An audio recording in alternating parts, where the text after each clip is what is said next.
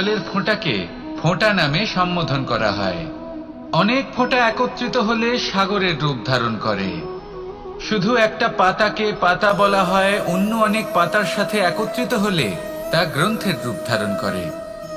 একটা মাত্র সুতো অন্য সুতোর সাথে মিলিত হলে বস্ত্রের রূপ ধারণ করে।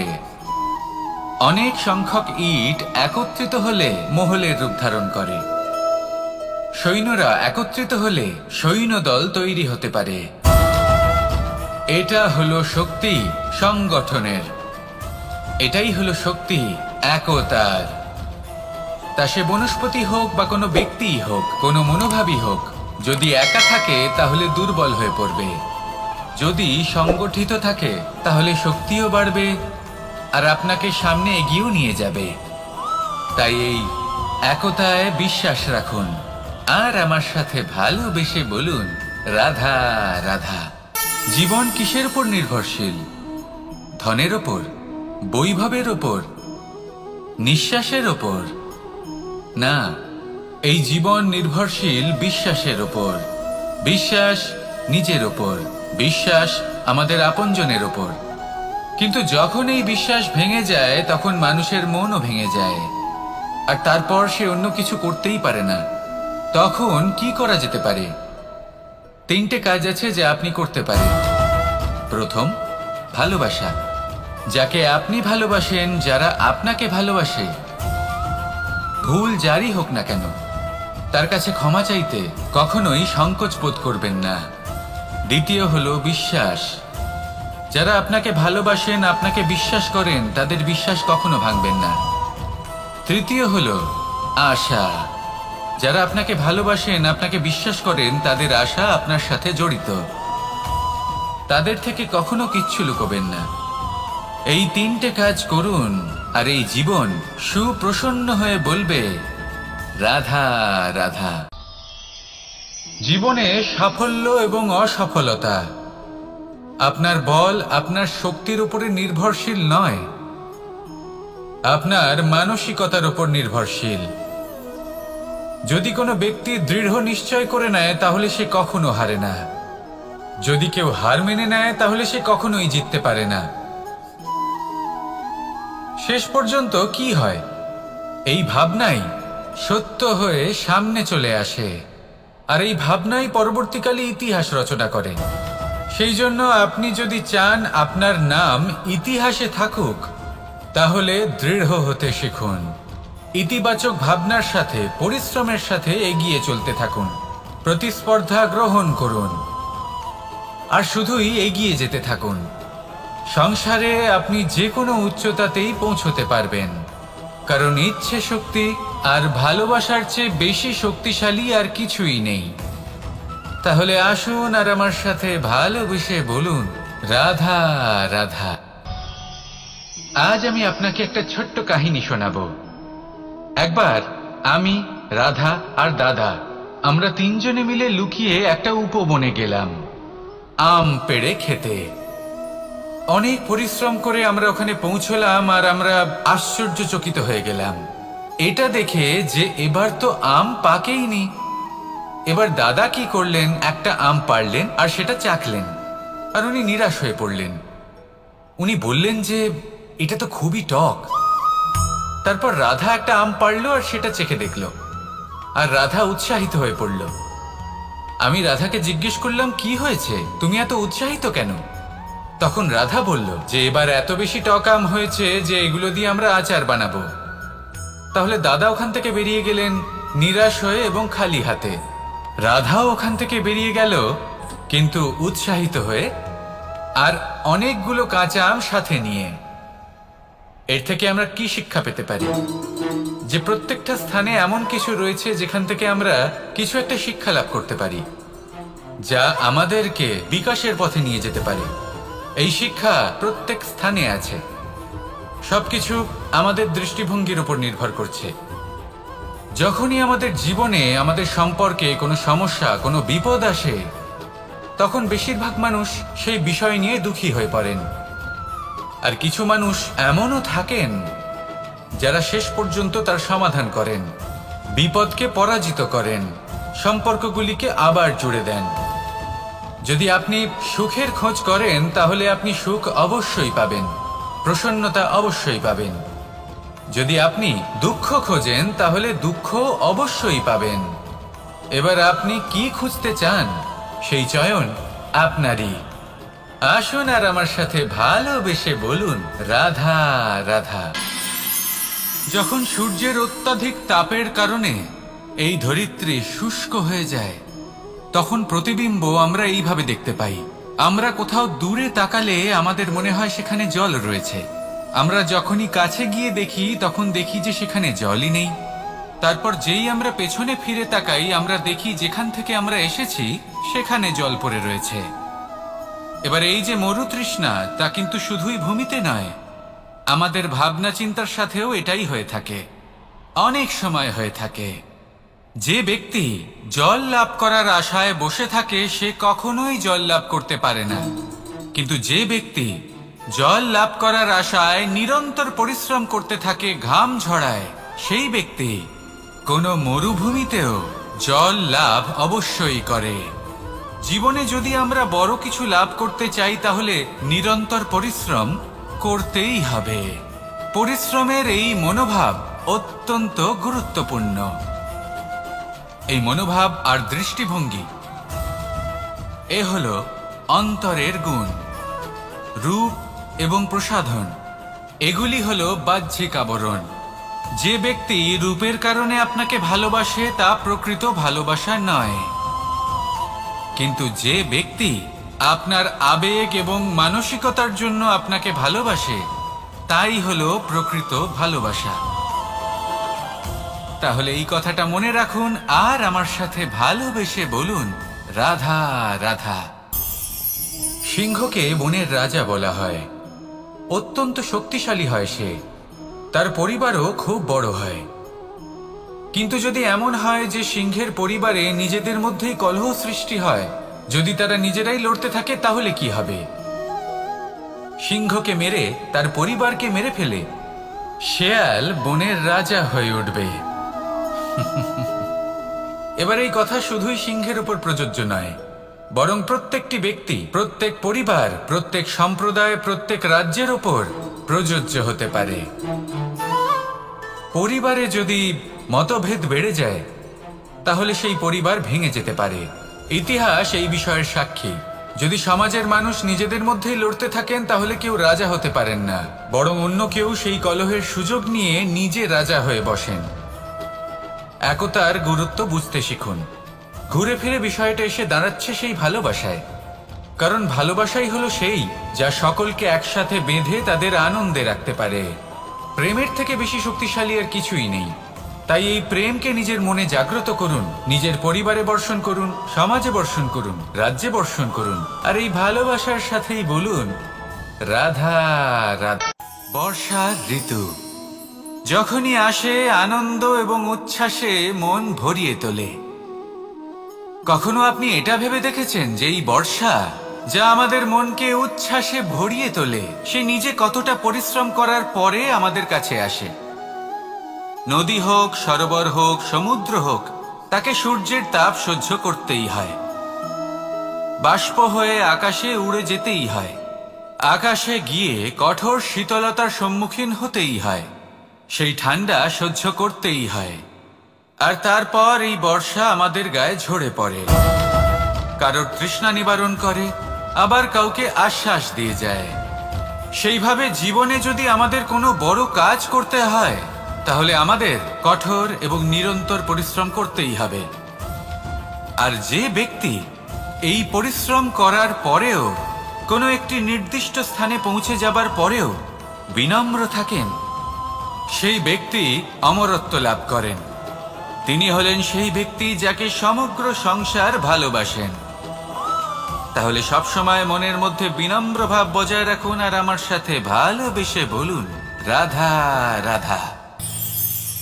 কোনো এক বস্ত্রে যদি ছোট্ট একটা ছিদ্র উৎপন্ন হয় আর যদি আমরা তার দিকে নজর না দিই তাহলে সময়ের সাথে সমগ্র বস্ত্র ছিঁড়ে যায় আর কোনো কাজে আসে না। যদি কোনো একটা নৌকাতে ছোট্ট একটা ছিদ্র উৎপন্ন হয় তাহলে সময়ের সাথে পুরো নৌকাই জলে ডুবে যায়। লক্ষ্যের দিকে অগ্রসর হওয়ার সময় একটা ছোট্ট ভুল আপনি যদি করে ফেলেন, তাহলে আপনাকে তা লক্ষ্যের থেকে দূরে করে দিতে পারে। এমনটা এই সম্পর্কের সাথেও হয়ে থাকে। কোনো একটা ছোট্ট কথা, একটা ছোট্ট মনোমালিন্য যদি সম্পর্কে আসে এবং সেটা না মেটানো হয়, তাহলে সেই সমগ্র সম্পর্কটা অনেক বড় বড় সম্পর্ক ভেঙে যেতে পারে। যদি আপনার সম্পর্কে ছোট্ট একটা ছিদ্র উৎপন্ন হয়, তাহলে প্রেমের সূচ আর স্নেহের সুতো দ্বারা সেলাই করে ফেলুন, যাতে আপনার এই সম্পর্ক অটুট থাকে এবং প্রেম দ্বারা পরিপূর্ণ থাকে।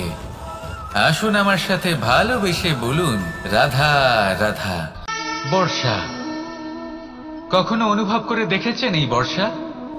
আকাশ থেকে বর্ষার ফোঁটা ঝরে পড়ে, মিষ্টি ফোঁটা, শীতল ফোঁটা, মনকে পবিত্র করে তোলে, ধরিত্রীর তৃষ্ণা নিবারণ করে, আশপাশটা সবুজে ভরিয়ে তোলে। এবার এই রকম জল আমরা কুয়ো থেকেও পেতে পারি। যদি আমরা ভেবে দেখি যে বর্ষা এবং কুয়োর জলের মধ্যে পার্থক্য কি, তবে পার্থক্য আছে। পার্থক্য হলো ভাগ্য এবং কর্মের। বর্ষা হলো ভাগ্য। প্রকৃতির যখন ইচ্ছে হবে তখন বর্ষা হবে, কিন্তু কুয়ো আমরা এমনি এমনি পাই না। কর্ম এবং পরিশ্রমের দ্বারা একে প্রাপ্ত করতে হয়। এই ধরিত্রীকে খুঁড়তে হয়, অনেক ঘাম ঝরাতে হয়, তবেই আমরা একটা কুয়ো প্রাপ্ত করতে পারি। এবার এই বর্ষা, এটা সারা বছর হয় না, কিন্তু কুয়ো এটা বছরের পর বছর আমাদের তৃষ্ণা নিবারণ করে। এবার এর থেকে আমরা কি শিক্ষা লাভ করি? এটাই যে আপনি ভাগ্যের উপর বিশ্বাস রাখুন, কিন্তু নিজের কর্মের উপর আস্থা রাখুন। কারণ কর্ম এবং পরিশ্রম আপনাকে এই সংসারের যে কোনো শিখরে পৌঁছে দিতে পারে। তাহলে নিরন্তর প্রয়াস করুন, কর্ম করুন, আর আমার সাথে ভালোবেসে বলুন, রাধা রাধা।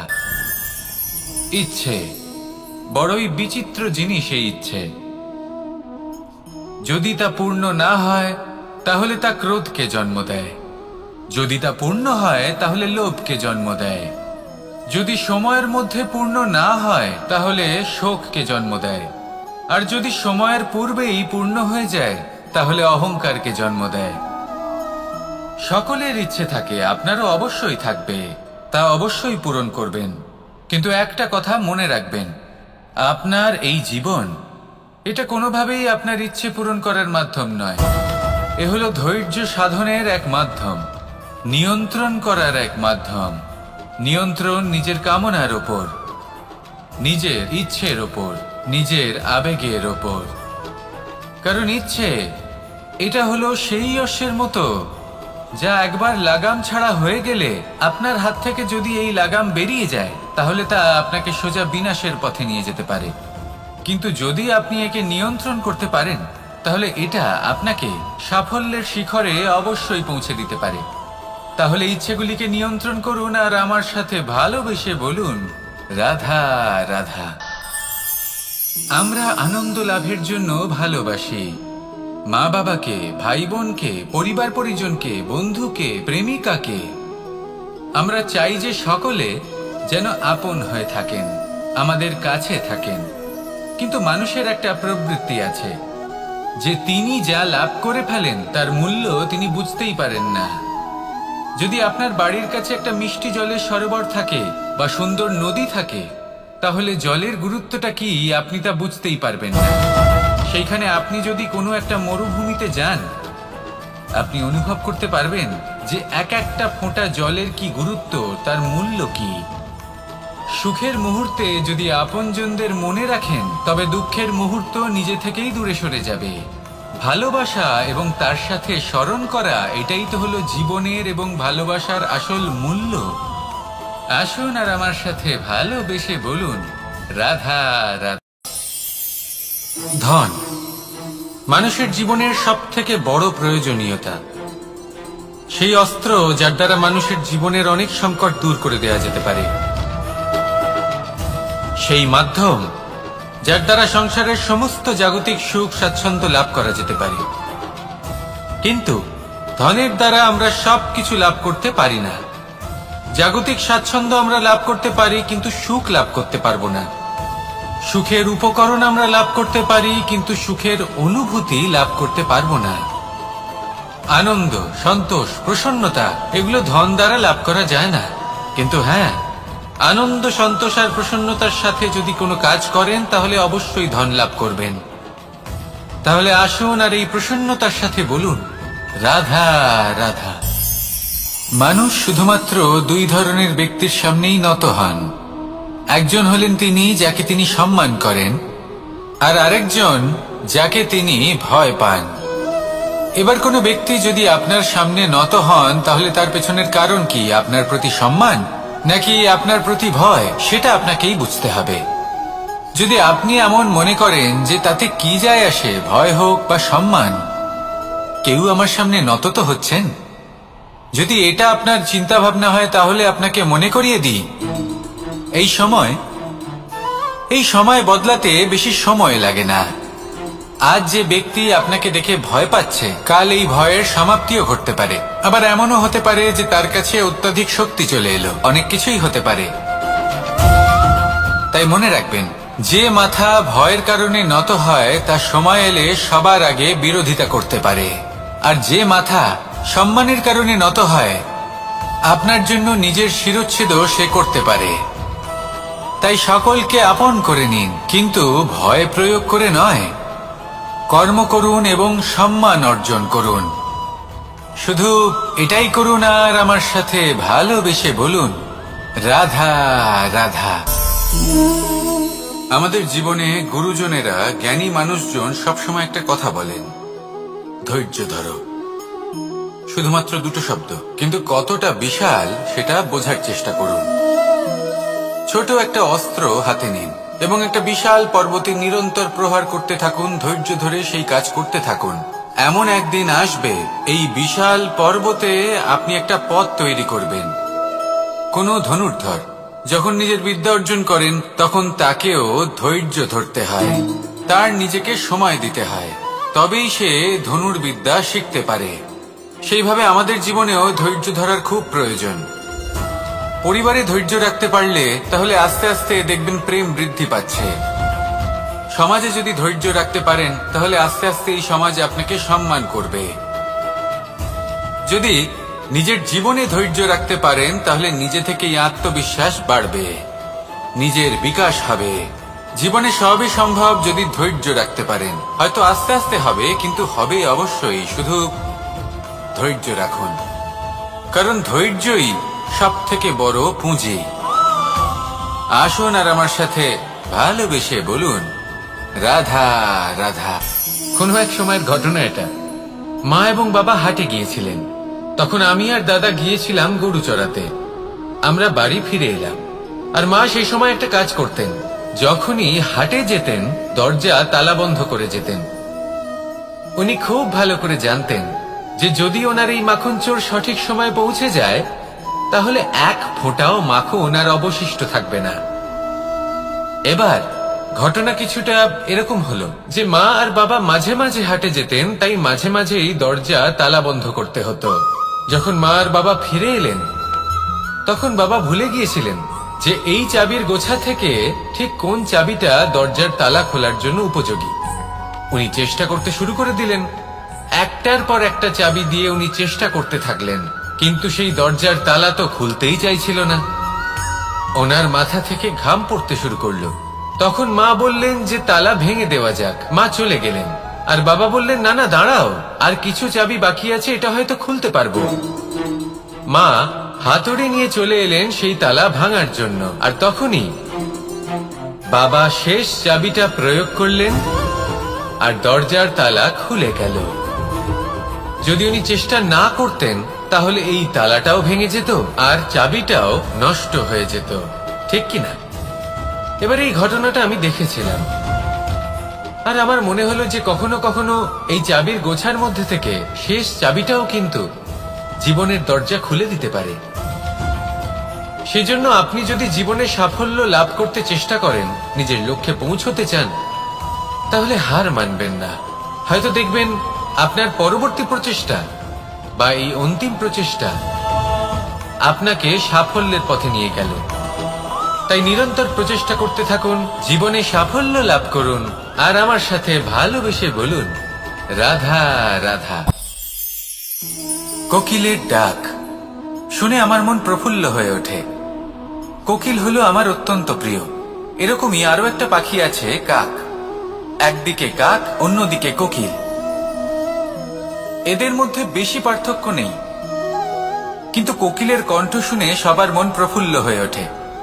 কোকিল যখন সামনে আসে তখন মন শান্ত হয়ে যায়, যখন কাক সামনে আসে তখন মানুষ দূরে পালিয়ে যায়। এমন কেন হয়? কারণ হলো বাণী।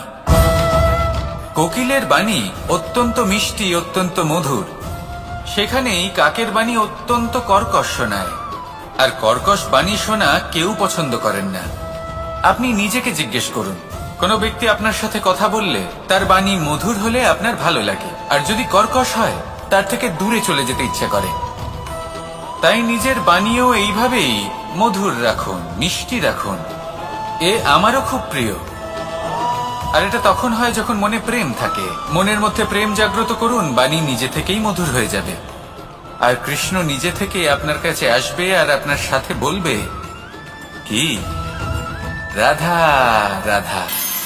যখন সূর্যের অত্যাধিক তাপের কারণে এই ধরিত্রী শুষ্ক হয়ে যায়, তখন প্রতিবিম্ব আমরা এইভাবে দেখতে পাই। আমরা কোথাও দূরে তাকালে আমাদের মনে হয় সেখানে জল রয়েছে। আমরা যখনই কাছে গিয়ে দেখি তখন দেখি যে সেখানে জলই নেই। তারপর যেই আমরা পেছনে ফিরে তাকাই, আমরা দেখি যেখান থেকে আমরা এসেছি সেখানে জল পড়ে রয়েছে। এবার এই যে মরুতৃষ্ণা, তা কিন্তু শুধুই ভূমিতে নয়, আমাদের ভাবনা চিন্তার সাথেও এটাই হয়ে থাকে। অনেক সময় হয়ে থাকে। যে ব্যক্তি জল লাভ করার আশায় বসে থাকে সে কখনোই জল লাভ করতে পারে না, কিন্তু যে ব্যক্তি জল লাভ করার আশায় নিরন্তর পরিশ্রম করতে থাকে, ঘাম ঝরায়, সেই ব্যক্তি কোনো মরুভূমিতেও জল লাভ অবশ্যই করে। জীবনে যদি আমরা বড় কিছু লাভ করতে চাই তাহলে নিরন্তর পরিশ্রম করতেই হবে। পরিশ্রমের এই মনোভাব অত্যন্ত গুরুত্বপূর্ণ। এই মনোভাব আর দৃষ্টিভঙ্গি এ হলো অন্তরের গুণ। রূপ এবং প্রসাধন এগুলি হলো বাহ্যিক আবরণ। যে ব্যক্তি রূপের কারণে আপনাকে ভালোবাসে তা প্রকৃত ভালোবাসা নয়, কিন্তু যে ব্যক্তি আপনার আবেগ এবং মানসিকতার জন্য আপনাকে ভালোবাসে তাই হলো প্রকৃত ভালোবাসা। তাহলে এই কথাটা মনে রাখুন আর আমার সাথে ভালোবেসে বলুন, রাধা রাধা। আমার অনেকগুলো নাম আছে, আর তাদের মধ্যে একটি হলো যুদ্ধ বিমুখ। এই কথা আপনারা সবাই জানেন। দাদাও আমাকে বলেছেন যে তুমি এরকম কিভাবে যুদ্ধক্ষেত্র থেকে মুখ ঘুরিয়ে পালাতে পারো কানাই। দেখুন, যেটা সময়ের দাবি ছিল আমি সেটাই করেছি। যদি আমি রণভূমি ত্যাগ করে না পালাতাম তাহলে কে জানে কত সৈনিক নিজেদের প্রাণ হারাতেন, কে জানে কতগুলি পরিবার নিজেদের বাঁচার আশা হারাতেন, কে বলতে পারে হয়তো কত প্রাণী এই সংসার ত্যাগ করতেন। আর তাই কখনো কখনো যুদ্ধ বিমুখ হওয়াই শ্রেয়। কখনো জীবনের ক্ষেত্রেও এটা প্রযোজ্য। যদি দূরে চলে গেলে আপনার সম্ভাবনা বৃদ্ধি পায় তাহলে দূরে চলে যান। দূরে চলে যান সেই সকল ব্যক্তিদের থেকে যারা কথায় কথায় আপনাকে অপমান করেন, আপনার নিন্দা করেন, আপনাকে বাধা দেওয়ার চেষ্টা করেন, আপনাকে ছোট করেন। কারণ তাদের সাথে থেকে, সেই সকল ব্যক্তিদের সাথে থাকলে যারা আপনার মূল্য বোঝেন না, আপনি নিজের আত্মসম্মান, নিজের আত্মবিশ্বাস, নিজের ব্যক্তিত্বকে নত করে ফেলবেন। দূরে চলে যান সেই সকল সংঘর্ষ থেকে, সেই সকল পরিস্থিতি থেকে যাদের সম্মুখীন হয়ে আপনি কোনো পরিণামেই পৌঁছতে পারবেন না। যদি আপনি এইভাবে যুদ্ধ বিমুখ হয়ে উঠতে পারেন, যদি এই প্রবৃত্তি আপনি নিজের মধ্যে জাগ্রত করতে পারেন, তাহলে আপনার সামনে সেই যুদ্ধ চলে আসবে যাতে বিজয় লাভ করে আপনি নিজের অস্তিত্ব খুঁজে পাবেন।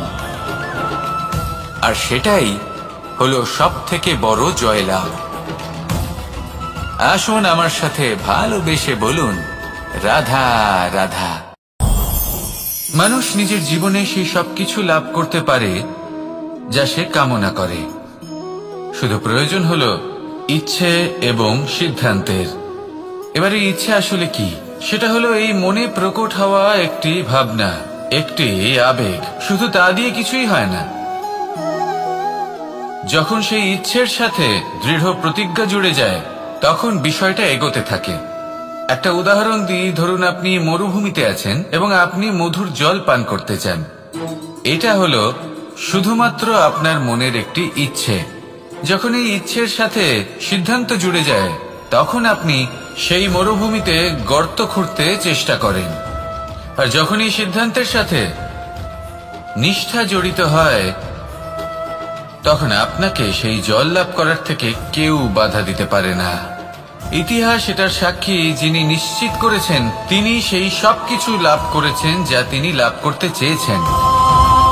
সেই জন্য ইচ্ছে থাকা খুব দরকার, কিন্তু তাকে সিদ্ধান্তের সাথে জুড়ে নিন। সিদ্ধান্তকে নিশ্চিত করে ফেলুন, সবকিছু লাভ করবেন। আর তখন এই মন প্রসন্ন হয়ে বলবে, রাধা রাধা। বনের মধ্যে যদি আপনি কোনো বিষাক্ত সাপ দেখেন, তাহলে কি করবেন? আপনি তখনই তার থেকে দূরে পালাতে চেষ্টা করবেন। আর এটা কেন করবেন? নিজের রক্ষার্থে। এই কথা আমি নয় মেনে নিলাম, কিন্তু নিজের জীবনে এটা করেন না কেন? আপনি যেখানেই যান, যে স্থানেই যান না কেন, প্রত্যেক সময়, প্রত্যেক মুহূর্তে এমন বিষাক্ত সাপ আপনি অবশ্যই খুঁজে পাবেন। আর সেই সাপ নয় যাদের আপনি বনে খুঁজে পাবেন। এরা হলো সেই সাপ যা আপনাকে পাপ করতে বাধ্য করবে।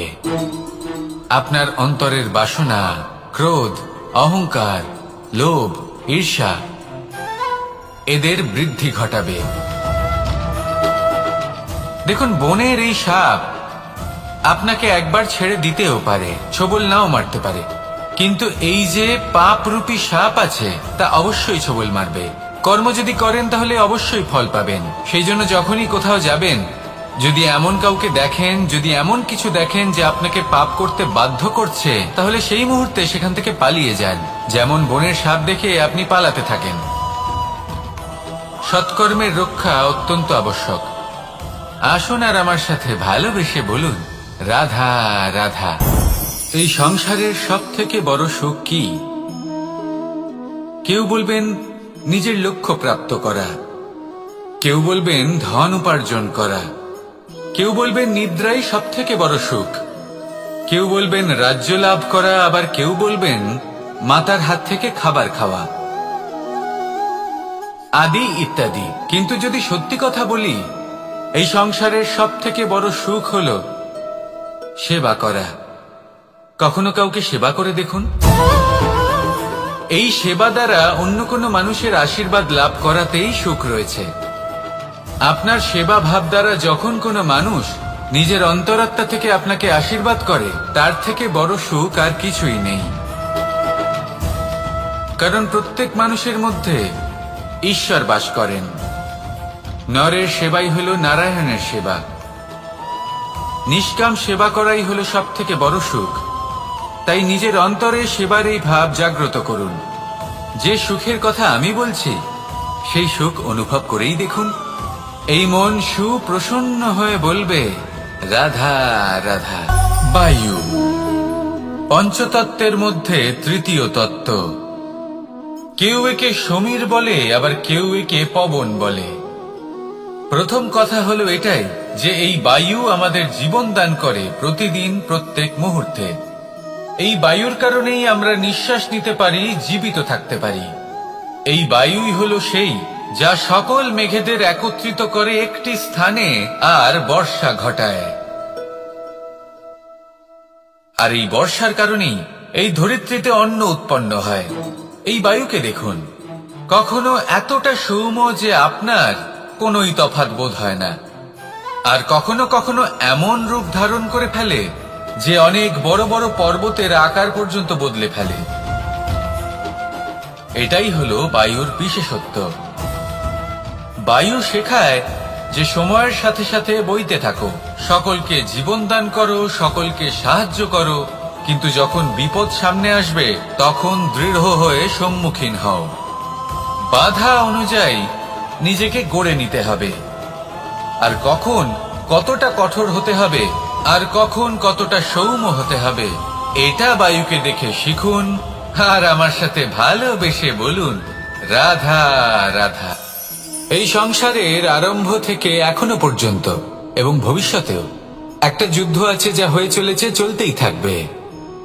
পাপ এবং পুণ্যের মধ্যে যুদ্ধ, সত্য এবং অসত্যের মধ্যে যুদ্ধ। এই যুদ্ধ চলেই আসছে, আর এই যুদ্ধে যারা লড়েন তাদের আমরা সবসময় জয় জয়কার করি। আর যারা এই জয় জয়কার করেন তাদের প্রত্যেকের একটা বিশেষ গুরুত্ব থাকে। যখনই কোনো যোদ্ধা যুদ্ধক্ষেত্রে ক্লান্ত হয়ে পড়ে, শক্তিহীন হয়ে পড়ে, তখন এরা জয় জয়কার করে, শঙ্খ বাজাতে থাকে, সেই যোদ্ধাকে অনুপ্রেরিত করে, শক্তি এবং সাহসে ভরিয়ে তোলে, আর তখন সেই যোদ্ধা সেই যুদ্ধকে এগিয়ে নিয়ে যেতে পারে। যখন শ্রীরাম লঙ্কা যাত্রা করার জন্য সেতু তৈরি করছিলেন, তখন একটা ছোট্ট মিষ্টি কাঠবিড়ালি নিজের মুখে মাটির টুকরো বয়ে নিয়ে গিয়ে তার সাধ্যমতো তাকে সাহায্য করছিল। শ্রীরাম দেখলেন এবং বললেন যে ও তো সবার মনোবল বৃদ্ধি করছে, সবাইকে প্রেরিত করছে। ও বলল যে আমি এত ছোট হয়েও যদি এই কাজ করতে পারি, তাহলে আপনারা সবাই কেন পারবেন না? এটাই হলো সেই সকলের মাহাত্ম্য, যারা জয় জয়কার করেন, অনুপ্রেরিত করেন, সাহস যোগান। ওনারা সেই ব্যক্তি যারা একজন যোদ্ধার মধ্যে যুদ্ধকে জয় করার শক্তি প্রদান করেন। আসুন আমার সাথে ভালোবেসে বলুন রাধা রাধা। আপনি কখনো কোনো বাজকে নিজের বাসা বানাতে দেখেছেন? এই বাজ যখনই কোনো বাসা বানায় তখন উঁচু গাছের ডালে বা কোনো পর্বতের শিখরে বাসা বানায়, অনেক উচ্চতায়, আর সেখানে তার সন্তানও জন্মগ্রহণ করে। যখন এই সন্তানেরা জন্মায় তখন এই বাজ খুবই ভালোবেসে এবং খুব সাবধানে এদের পালন পোষণ করে, নিজের ঠোঁট দিয়ে তাদের ঠোঁটে খাবার পরিবেশন করে। কিন্তু যেই সেই সন্তানেরা হৃষ্টপুষ্ট হয়ে যায় এবং সেই কথা বাজ নিজে বুঝতে পেরে যায়, সেই বাজ নিজেই সেই বাসা ছিন্ন ভিন্ন করে দেয়। সেই সন্তান যাদের সবেমাত্র ডানা গজিয়েছে, কিভাবে উড়তে হয় তারা জানে না, সেই সন্তানগুলিকে উচ্চতা থেকে ঠেলে দেয়। সেই সন্তান প্রথমে ভয়ভীত হয়ে যায়, তারা সামনে মৃত্যুকে দেখতে পেয়ে ভয়ের কারণে তাদের ডানা ঝাপটাতে থাকে, আর সেই প্রক্রিয়াতেই সেই সন্তানগুলি উড়তে শুরু করে দেয়। এবার এই ঘটনায় আমরা কি শিক্ষা পেতে পারি? এটাই, যদি আপনি মাতা পিতা হন তাহলে নিজের সন্তানকে অবশ্যই স্নেহ করুন, কিন্তু তাদেরকে নিজের আঁচলের তলায় বেঁধে রাখবেন না। যদি আপনি চান আপনার সন্তান জীবনে উন্নতি করুক, তাহলে নিজের মুঠো থেকে তাদের স্বতন্ত্র করে দিন, এই সংসারে সংঘর্ষ করতে দিন। সেই সন্তান নিজেই বুঝতে পারবে যে জন্মের সময় পাওয়া ডানা কি করে ব্যবহার করতে হয়, আর আপনার চোখের সামনে আপনার সন্তান এই আকাশে উড়তে থাকবে। তাহলে আসুন আমার সাথে ভালোবেসে বলুন রাধা রাধা। আমার জীবনে পরিচয় হয়েছে অনেক ব্যক্তির সাথে, ভিন্ন ভিন্ন ধরনের মানুষ। এনাদের সাথে আলাপ হয়ে খুব ভালো লেগেছে, অনেক শিক্ষাও লাভ করেছি। আমি তাদের সাথেও আলাপ করেছি যারা অনেক উচ্চ স্তরে পৌঁছে গেছেন, আবার তাদের সাথেও যারা নিজেদের জীবনে বিশেষ কিছু করতে পারেননি। তাদের সাথেও পরিচয় হয়েছে যারা সফল, আবার তাদের সাথেও যারা অসফল। এবার এই সবই একই রকম মনে হয়, এদের মধ্যে পার্থক্য শুধুই মানসিকতার। যখনই কোনো অসফল ব্যক্তির সাথে পরিচয় হয়েছে, তখনই দেখেছি তাদের কাছে সবসময় একটা অজুহাত রয়েছে যে কেন তারা সফল হতে পারেননি। কখনো তারা দোষ দিয়ে থাকেন তাদের ভাগ্যকে, তাদের পরিস্থিতিকে, দোষারোপ করতে থাকেন তাদের মাতা পিতাকে, আত্মীয়দের, বন্ধু বান্ধবদের। কোনো না কোনো অজুহাত সবসময় এদের কাছে থাকে যে কেন তারা সফল হতে পারেননি। সেখানেই যখন সফল ব্যক্তির সাথে পরিচয় হয়, তাদের কাছে সবসময় একটা কারণ থাকে যে কিভাবে এই সমস্যাগুলির ঊর্ধ্বে উঠে সাফল্য লাভ করা যায়। আর সেই কারণ হলো যে যাই হয়ে যাক না কেন, সাফল্য লাভ করতেই হবে। যতই সংঘর্ষ করতে হোক না কেন, যতই সমস্যা আসুক না কেন, সফল আমাদের হতেই হবে। এটাই পার্থক্য মানসিকতার। সত্যি কথা বলতে আপনার আজকের এই মানসিকতা হলো আপনার আগামী ভবিষ্যতের ইমারতের ভিত। এই মানসিকতা যতটা প্রবল হবে, যতটা শুভ হবে, আপনার ভবিষ্যৎ ততটাই বিশাল এবং সুন্দর হবে। তাহলে সমস্যার উপর নয়, সাফল্যের উপর মনোযোগ কেন্দ্রীভূত করুন, জীবনে এগোতে থাকুন, আর আমার সাথে ভালোবেসে বলুন, রাধা রাধা।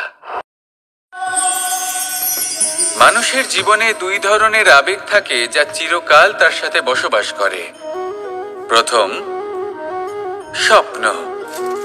দ্বিতীয়, অজুহাত। মানুষ হাজার হাজার স্বপ্ন দেখতে পারে। আমাকে এই কাজ করতে হবে, আমাকে ওখানে ঘুরতে যেতে হবে, আমায় জীবনে এই অসম্ভব কাজ বাস্তবায়িত করে দেখাতে হবে, আদি ইত্যাদি। এবার ঠিক যেমন স্বপ্ন দেখেন, সেইভাবে অজুহাতও খুঁজে নিয়ে আসেন। আমি এই স্বপ্ন পূরণ করতে পারলাম না, কারণ আমাকে কেউ সাহায্যই করলো না, কারণ আমি দুর্বল হয়ে পড়েছিলাম, কারণ আমার কাছে সময়ই ছিল না, আদি ইত্যাদি। এবার সাফল্য এবং অসফলতার মাঝখানে এই ধরনের সংঘর্ষ হতে থাকে। সাফল্য তখন লাভ করা সম্ভব যখন আপনার স্বপ্ন আপনার অজুহাতের থেকে অনেক বড় হয়, আর অসফলতা তখন পাবেন যখন আপনার অজুহাত আপনার স্বপ্নের থেকে অনেক বড় হয়। আপনি যদি সাফল্য লাভ করতে চান, তাহলে চেষ্টা করতে থাকুন, পরিশ্রম করুন। যদি অসফল হন, তাহলে ভয়ভীত হওয়ার কোনো প্রয়োজন নেই। নিজের ভুল বুঝুন, তাকে শুধরে নিন, আবার চেষ্টা করুন। কিন্তু যদি নিজের জীবনে অজুহাত নিয়ে আসেন, তখন স্বপ্ন কখনো পূরণ হবে না। আসুন আমার সাথে ভালোবেসে বলুন, রাধা রাধা। এই সংসারের সব থেকে কঠোর ধাতুর মধ্যে একটি হলো লোহা। লোহা দিয়ে আমরা অনেক অস্ত্র শস্ত্র লাভ করি, অনেক বস্তুও লাভ করি। এবার এই লোহাকে কাটার জন্য, একে কোনো আকার দেওয়ার জন্য কি প্রয়োগ করতে হয়? লোহা। এবার এই কথাটা আমরা সকলেই জানি যে লোহার দ্বারাই লোহাকে কাটতে হয়। এবার এই কথা আমি আপনাকে কেন বলছি, এরপরে খুব বড় একটা প্রশ্ন আসে যা খুব বড় শিক্ষা দিয়ে যায়। এটা কেন হয় যে আমরা একটা লোহা দিয়ে একটা লোহাতে আঘাত করছি, কিন্তু যে লোহা দ্বারা আঘাত করছি তার আকার বদলাচ্ছে না, যার ওপর প্রহার করছি তার আকার বদলাচ্ছে? এতে পার্থক্যটা কোথায়? পার্থক্য হলো তাপমাত্রার। দেখুন, যে লোহাকে আমরা কাটতে চাই তার তাপমাত্রা বাড়াতে হয়, তাকে গরম করতে হয়।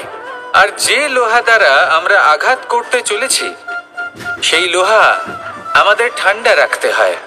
অর্থাৎ ঠান্ডা লোহা গরম লোহাকে কেটে দেয়। এবার এই শিক্ষা কি আমাদের জীবনে যথেষ্ট নয়?